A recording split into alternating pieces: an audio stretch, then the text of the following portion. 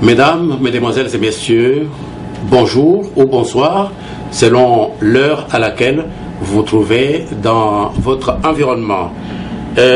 Voici aujourd'hui votre chaîne intitulée Les réseaux de la diaspora, 24 heures sur 27, émettant de Toronto en Amérique du Nord, c'est au Canada. Tous les peuples de la Terre, donc tous les peuples au niveau de tous les continents, l'Amérique, l'Océanie, l'Asie, l'Afrique, et j'en passe des meilleurs, avec leur diversité, sont reçus dans cette chaîne pour parler de leur vécu quotidien. Les réseaux de la diaspora, 24 heures sur 7, c'est également la politique. La politique sur des sujets variés. Questions sans tabou, notamment les coulisses du pouvoir en République démocratique du Congo. Et aujourd'hui, sur le plateau, les coulisses du pouvoir en RDC a le privilège de recevoir un invité de marque, je dirais mieux, un invité de haute facture intellectuelle, en la personne de M. Jean-Baptiste Moubalutila Mbizi. Bonjour Jean-Baptiste Moubalutila Mbizi. Bonjour. Vous êtes le bienvenu. Merci. Est-ce que vous pouvez vous présenter? Est-ce que vous pouvez nous parler de vous d'abord, avant d'entrer dans le vif du sujet? Jean-Baptiste. Bien. Alors, je m'appelle effectivement Jean-Baptiste Moubalutila Mbizi. Je suis docteur de 3e cycle en géographie et écologie tropicale de l'Université de Bordeaux III en France, et en même temps maître assistant du Conseil africain et malgache pour l'enseignement supérieur, en sigle CAMES. À l'heure actuelle, je réside à Toronto, où j'écris sur des thèmes relatifs à l'Afrique d'aujourd'hui.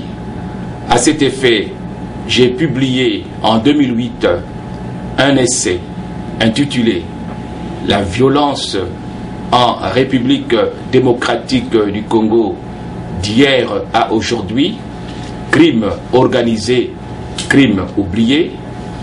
En 2010, un roman « Tila ou la persévérance d'un intellectuel africain ». En 2011, un autre roman, Les tribulations de Tila, entre opportunisme et engagement. Et dans quelques semaines, un autre roman intitulé Tila à Toronto. À propos des romans, ils sont édités aux éditions du Greffe à York University, Collège Gladon.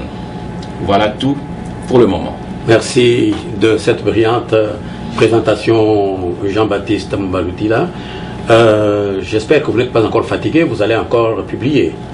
C'est comme je viens de le dire, il y a un livre qui sort dans quelques semaines. Oui. C'est encore un roman, toujours dans la même maison d'édition, c'est-à-dire le Greffe. Le titre est, comme je l'ai dit tout à l'heure, Tila à Toronto. Avec vous, Jean-Baptiste Moubalutila, nous allons pouvoir parler de la République démocratique du Congo, hier, aujourd'hui et demain. Mais d'abord, partons de l'actualité brûlante de l'heure. Et donc, quelles leçons pouvez-vous tirer, Jean-Baptiste, de l'élection présidentielle américaine? Parce que celui qui a organisé comme président de la Commission électorale nationale indépendante, Moi Mulunda, était présent à cet événement aux États-Unis. Il a vu comment les choses se sont déroulées. Quelles leçons pouvez-vous tirer, tout en établissant un parallélisme entre cet événement-là et celui que nous avons vécu dans notre pays? En fait, il n'y a pas de leçon à tirer en tant que telle. Lorsque nous parlons surtout sur le plan organisationnel, lorsque nous parlons des États-Unis d'Amérique, nous devons bien nous mettre en tête que il s'agit d'un pays qui a une très longue tradition de la démocratie. Qui dit démocratie dit d'abord le souci de la population. On a bien vu qu'il y avait sur la scène internationale 2 candidats, mais on a bien compris que le peuple a choisi le meilleur parce que ce candidat s'est appuyé sur les considérations d'ordre social. Voilà pourquoi nous disons qu'il s'agit, n'est-ce pas, d'un régime démocratique de très longue durée. Les États-Unis ont fait l'histoire, et lorsqu'on parle de l'histoire, on a vu comment ce pays s'est toujours rangé du bon côté pour mettre en ligne de mire la démocratie. Plus près de nous, on peut peut-être penser tout simplement aux 2 guerres mondiales. On a vu ce qui s'est passé lors de la Première Guerre mondiale, puis lors de la Deuxième Guerre mondiale, et on voit à peu près l'Amérique qui essaye d'éteindre les feux par-ci par-là. Donc c'est encore une fois une preuve de la démocratie. Ce qui n'est pas le cas, malheureusement, dans nos pays africains. Avant d'arriver à l'étape de nos pays africains, donc vous venez de dire que le peuple a choisi le meilleur candidat en l'espace dont le résultat a été communiqué ou connu en l'espace d'1 heure, professeur. Bien sûr, lorsqu'on parle de la compilation des résultats, ce n'est que normal. On est aux États-Unis, ça veut dire quoi? Tout simplement, sur le plan technologique, je pense que ils font leurs preuves, ils ont fait leurs preuves et ils vont toujours continuer à faire leurs preuves, et donc ça ne peut pas nous étonner qu'en moins de quelques heures, on puisse être au courant des résultats. Bon, revenons maintenant en Afrique. Bon, est-ce que vous pouvez établir un parallélisme entre la présidentielle sénégalaise, par exemple, à titre exemplatif, et la présidentielle en RD Congo 2006-2011? Je pense que le problème de l'Afrique, c'est d'abord son passé. On peut dire tout ce qu'on veut, mais les pays africains traînent un fardeau très lourd. Il s'agit de leur histoire.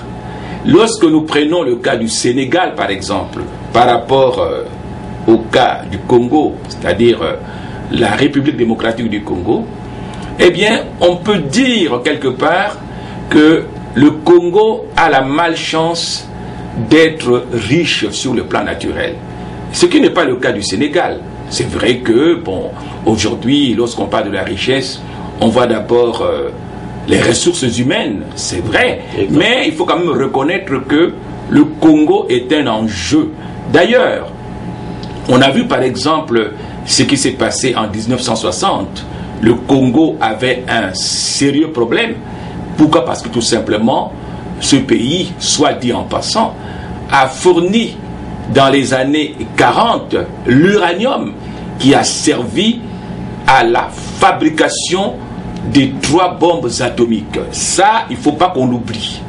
Et nous devons savoir également que dans l'histoire du Congo, nous avons eu certes le roi des Belges d'abord, le roi Léopold II, qui était le propriétaire terrien de cet État indépendant du Congo, qu'on appelait ironiquement l'État indépendant du Congo.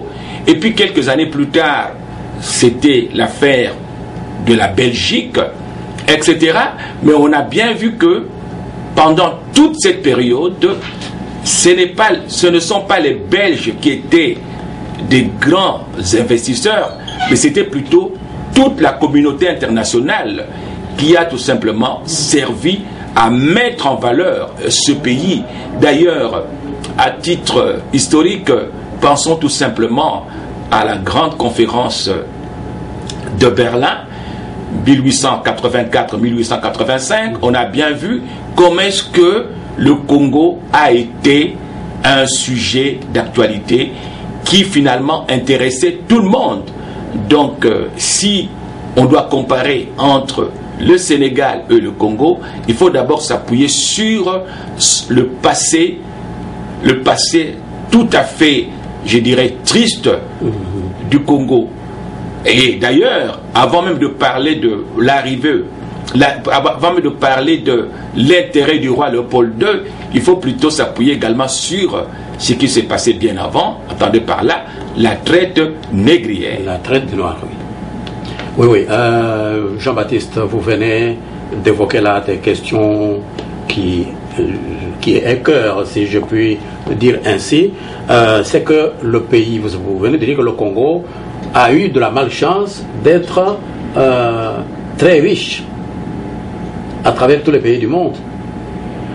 C'est ça qui a donné naissance à une crise sans nom, crise multiforme, multidimensionnelle, je ne sais pas quoi encore, mais cette crise, docteur, quelles sont pour vous les différentes motivations et les différents acteurs, et quelle serait la solution finale pour arriver à réaliser une paix durable dans ce pays? On a trop souffert.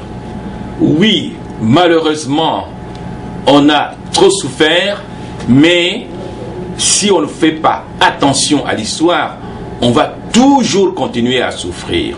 Pourquoi?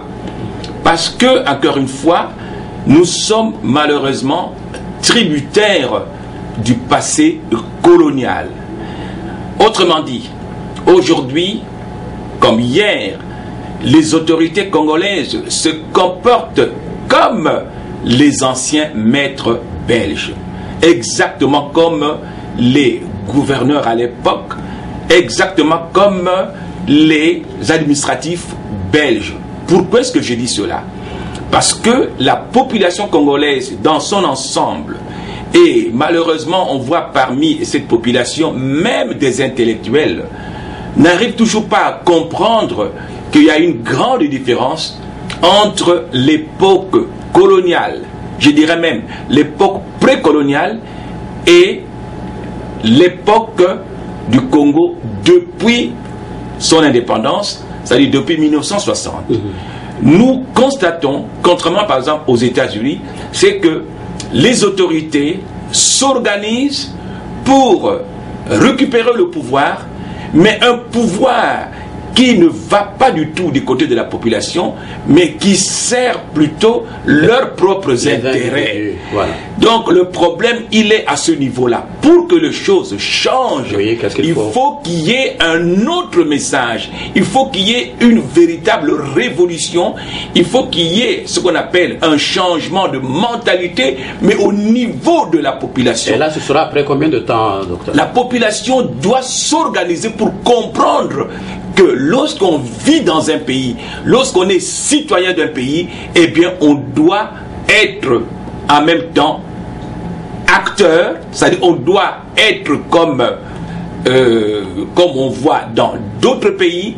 Qui dit être citoyen dit bénéficier des droits mais aussi de devoirs. Or jusqu'à présent on constate que les autorités arrivent au pouvoir non pas pour porter de l'aide à la population, mais plutôt pour s'enrichir elle-même. C'est ça le vrai problème.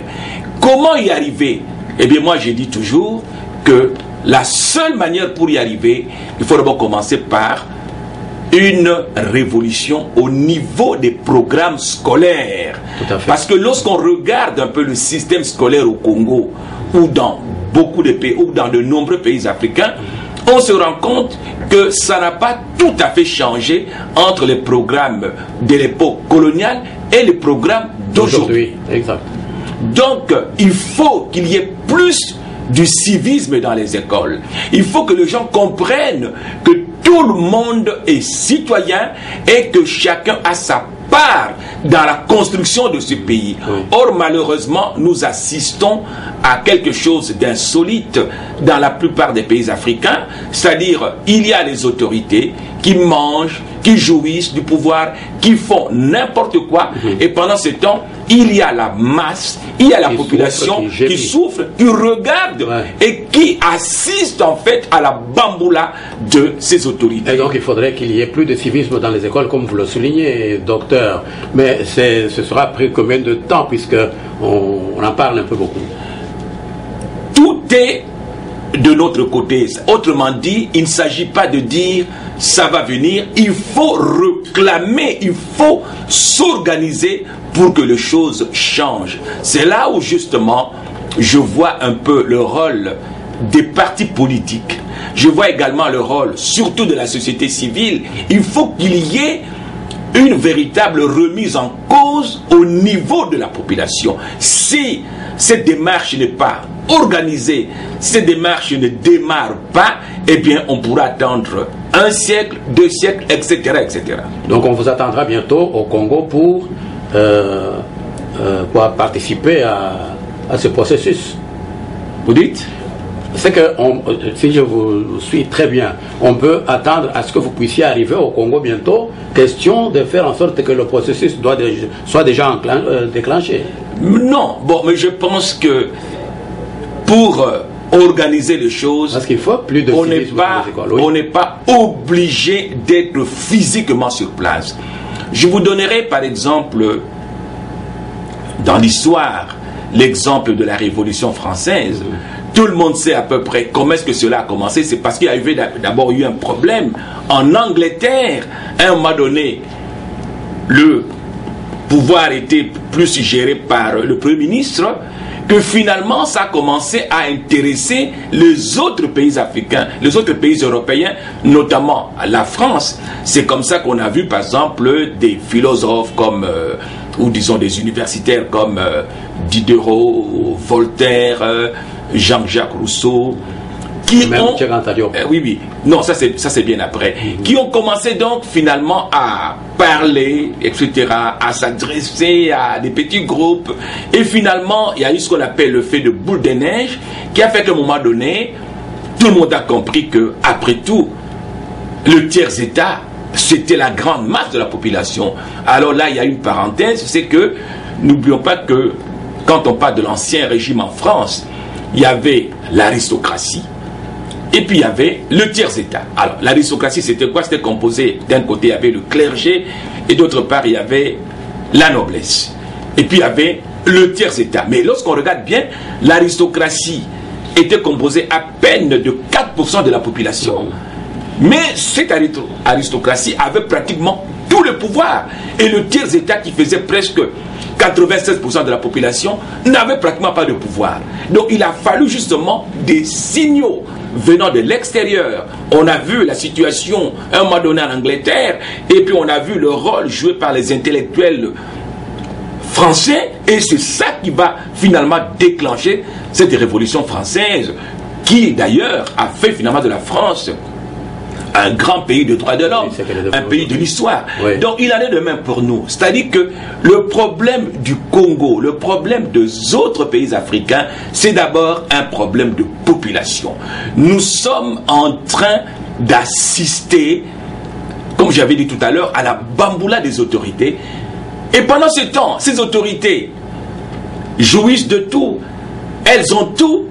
Et la population n'a rien. Et il n'y a aucun effet, c'est-à-dire qu'il n'y a aucun mouvement. C'est pourquoi, encore une fois, il s'agit en ce moment-là de chercher à encadrer cette population, de faire comprendre à la population qu'il y a une autre manière de vivre. Et cette manière de vivre, ce n'est pas un cadeau, mais ça s'obtient lorsque vous revendiquez. Lorsqu'il n'y a pas de revendication, eh bien, les autorités sont très à l'aise et continuent malheureusement à marcher sur la population. Jean-Baptiste Moubalutila Mbizi, c'est ça votre nom, je crois que je ne l'assassine pas. Je suis flatté par ce titre de l'une de vos récentes publications, La violence en République démocratique du Congo, d'hier à aujourd'hui. Et de là, une petite question de curiosité, professeur. Je vais dire que je voulais savoir si vous vous sentez, si vous êtes fier d'appartenir à une nation comme la République démocratique du Congo, pillée, impuissante, incapable de venir au secours de quelques-uns de ses fils, quelques-unes de ses filles, pillée de toutes parts, je vais dire impuissante devant plus de 8 millions de morts, impuissantes devant les violations sexuelles sur des mineurs, sur des bébés, des femmes, des vieillards. Quelles sont pour vous les différentes motivations pour arriver à décanter cette situation? Oui, comment être fier lorsque vous apprenez tous les jours que ce pays est violenté, que ce pays est mal gouverné, que ce pays pendant plus de 16 ans est traîné dans la boue de l'histoire? Comment en être fier? Vous savez que lorsque nous disons qu'il faut envoyer d'autres signaux, il ne s'agit pas seulement d'une affaire qui concerne les Congolais, mais je dirais même il s'agit d'une affaire qui concerne toute la communauté internationale. Mais en premier lieu, évidemment, en premier essor, évidemment, les Congolais. Là, je reviens encore à ce que j'ai dit. Toute la communauté internationale qui est d'ailleurs complice. Je reviens encore à ce que je disais. Lorsque les étrangers, les Libanais, les Français, les Chinois, lorsque ils côtoient les Congolais dans la diaspora, ils se demandent si réellement ils sont originaires de ce pays. Parce que les Congolais, on les connaît. Ils sont dans la musique. Ils sont dans les fêtes. Ouais. Ils sont dans la joie. Ils sont dans tout ce qui montre les côtés fêtards, si on peut appeler ça comme ça, de la chose. Il y a une sorte d'inconscience de la part de nombreux Congolais et surtout de la part de nous qui sommes dans la diaspora. Et c'est dans ce sens-là que je m'étais révolté une fois ici pour écrire en moins d'une année ce livre, justement, que je présente. Il fait 258 pages. Oui. Et lorsque on parle du titre de ce livre, eh bien, il faut le lire en entier. Oui. C'est la violence en République démocratique du Congo d'hier à aujourd'hui, crime organisé, crime oublié. Je ne me suis pas arrêté là. 2 ans après, parce que le livre a été publié en 2008, Oui. 2 ans après, j'ai écrit ce livre, Tila ou la persévérance de l'intellectuel africain. C'était sorti en 2010. Combien de pages? Ce livre fait 188 pages. C'est un roman. Donc publié 2 ans après le premier là. Et puis l'année suivante, donc en 2011, le roman Les tribulations. Les tribulations de Tila entre opportunisme et engagement, sorti en 2011. Par Tila, vous sous-entendez? C'est tout simplement un intellectuel, peu importe. Et puis, je suis en train d'écrire maintenant, non pas écrire, nous attendons la sortie du 3e roman, ce qui fera au total 4 livres, parce que le premier est un essai. On attend la publication du 3e roman, intitulé Tila à Toronto. C'est-à-dire que vous n'êtes pas fier d'appartenir à une nation? Non, dans tous ces livres, je dénonce la malgouvernance, je dénonce ce qu'on peut appeler la bêtise qui se fait jour dans ce pays qu'on appelle le Congo. Donc encore une fois, je ne suis pas fier du tout, mais non seulement je ne suis pas fier, mais je réagis et mes moyens sont très simples, c'est l'écriture. Jean-Baptiste Martinez, est-ce qu'on va continuer à pleurnicher comme ça? Jusque quand?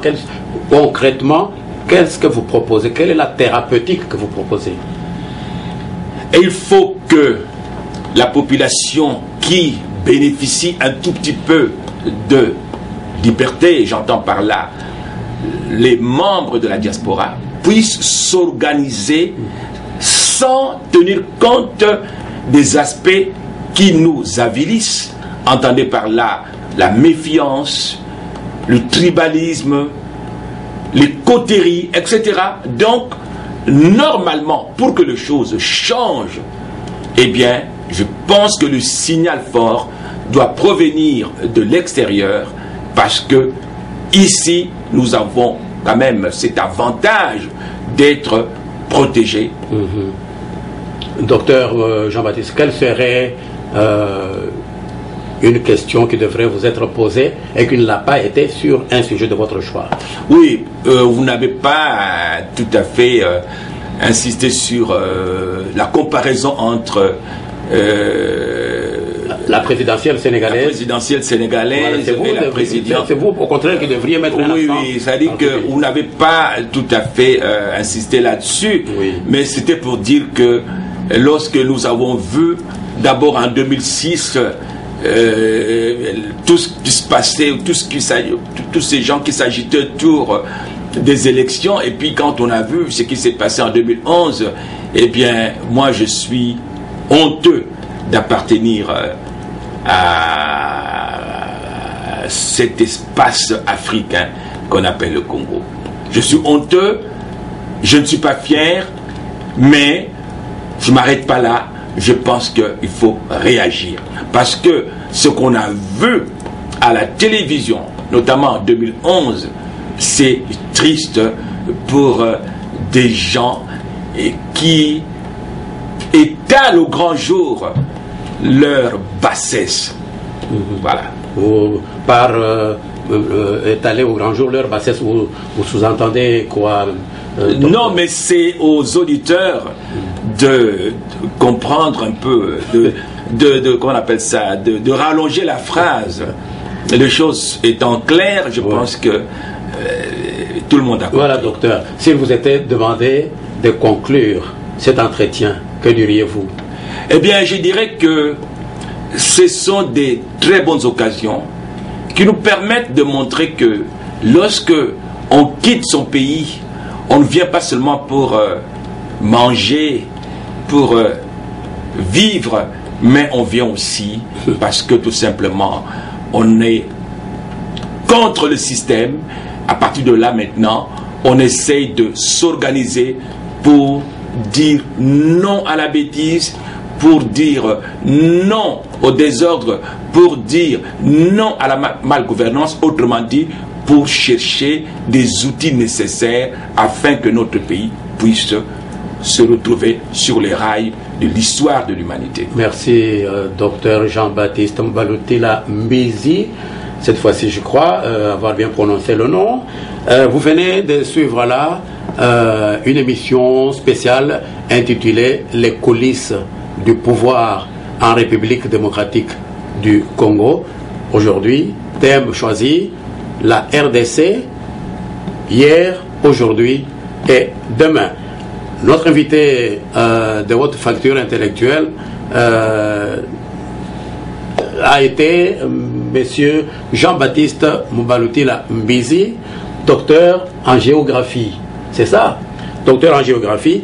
Merci une fois de plus pour avoir répondu positivement à notre invitation. Merci également à vous, chers téléspectateurs, pour nous avoir suivis. Prochain rendez-vous, c'est dans une semaine, et donc samedi prochain. D'ici là, bonne écoute et bonne chance.